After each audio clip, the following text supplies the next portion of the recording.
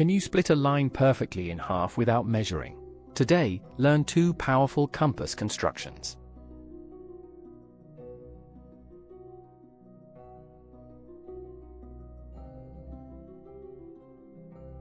Draw arcs from both endpoints with the same radius. Connect where they cross. That line cuts AB perfectly at 90 degrees.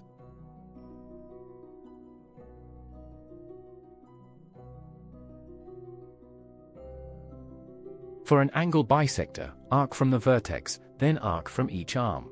Join the vertex to where they meet. Two equal angles.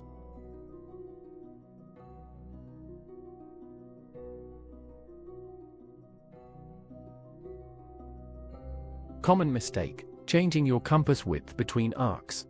Keep the same radius for both arcs or your bisector will be wrong.